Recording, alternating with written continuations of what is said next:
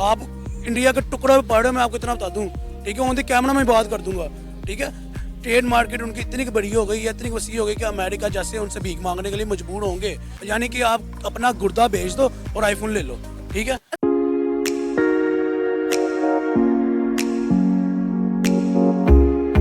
आपके नजदीक इंडिया की तरक्की का राज क्या है? इतनी तेजी से इंडिया की इकोनॉमी ग्रो कर रही है, समझते बालातर है। देखते ही हमारा हमसाया मुल्क इंडिया जो है यूके को पीछे छोड़कर दुनिया की 5वीं बड़ी इकोनॉमी बन गई और अनकरीब तीसरी भी बनने जा रहा है।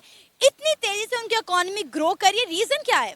देखिए, अगर मैं फैक्ट्स गिनवाने बैठूँ ना तो सारी रात फैक्ट्स गिनवाता रहूँगा उनकी मैं डेवलपमेंट की, उनकी ग्रोथ के। सबसे पहला फैक्ट तो मैंने आपको ये बताया कि उनको जो हुक्मरान मिल गया ना, जो उनकी गवर्नमेंट इस टाइम चल रही है, वो मुखलिस गवर्नमेंट है, ठीक है। वो अपनी कंट्री के साथ मुखलिस है, कंसर्न है, ठीक है। उसके बाद जो उनकी अवाम है, उसने अपनी अवाम को, अपनी पब्लिक के माइंड ऐसे मैनिपुलेट कर दिए कि अवाम ऑटोमेटिकली ना चाहते हुए भी अपनी गवर्नमेंट के साथ कंसर्न रखती है, ठीक है। अब जो दोनों गवर्नमेंट का और पब्लिक का आपस में कंसर्न है ना, वही उनकी कामयाबी का राज है मेरी नज़र में। साथ ही साथ बात करूँ सिर्फ डेवलपमेंट के ऊपर, सिर्फ ग्रोथ के ऊपर, तो वो जो बातें हैं ना, ये हैं कि वो अपनी कंट्री को देख रहे हैं, ठीक है, ना कि वो ये देख रहे हैं कि पाकिस्तान क्या कर रहा है, ना कि वो ये देख रहे हैं चाइना कहाँ जा रहा है। वो सिर्फ कह रहे हैं कि इंडिया कहाँ पे इस टाइम खड़ा है और कोई ऐसी स्ट्रेटजी बनाओ कि इंडिया यहाँ से यहाँ पे आ जाए। सर, इंडिया के इंडस्ट्रियल मिनिस्टर ने एक बहुत बड़ी स्टेटमेंट दी है कि आने वाले 5 से 6 सालों में इंडिया दुनिया की तीसरी बड़ी इकॉनमी बन जाएगा। ऑलरेडी इंडिया यूके को पीछे छोड़कर दुनिया की 5वीं बड़ी इकॉनमी तो बन चुका है। क्या वाकई में लगता है कि अनकरीब ये वक्त आने वाला है कि इंडिया दुनिया की तीसरी बड़ी इकॉनमी बन जाएगा? देखिए, बात करता चलूँ ना अगर इकोनॉमीज़ के ऊपर, तो ये स्टेटमेंट मेरी नज़र में गलत है कि इंडिया आने वाले 5 सालों में दुनिया के तीसरे नंबर पे इकोनॉमी वाइज आ जाएगा।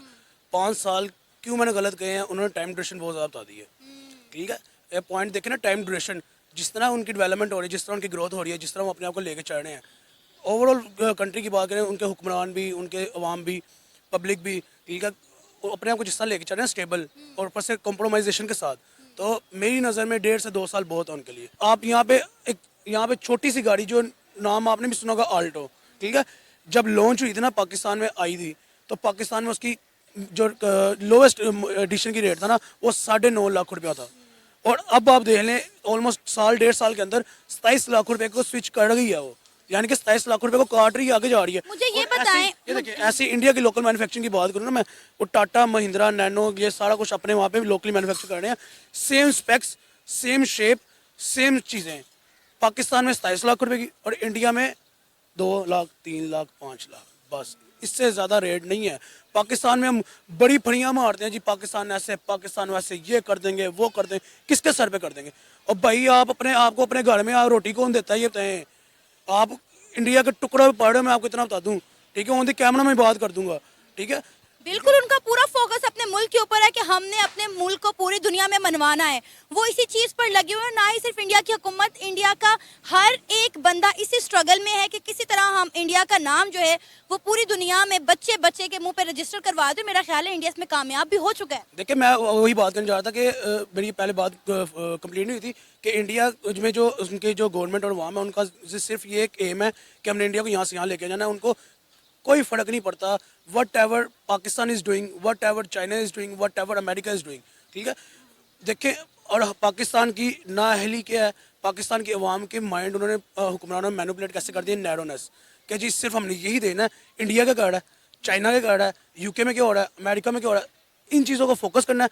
पाकिस्तान को हमने जलीलो ख्वार कर देना है। अब ट्रेड देख लें, इंडिया की ट्रेड मार्केट आपको ही पता है क्योंकि आप सोशल मीडिया से लिंक्ड है, ठीक है। ट्रेड मार्केट उनकी इतनी बड़ी हो गई है, इतनी वसी हो गई कि अमेरिका जैसे उनसे भीख मांगने के लिए मजबूर होंगे आने वाले दौर में, ठीक है। उसके बाद उनकी इंपोर्ट एक्सपोर्ट की बात करें, कौन सी कंट्री है जो उनके साथ इंपोर्ट एक्सपोर्ट नहीं करना चाहती?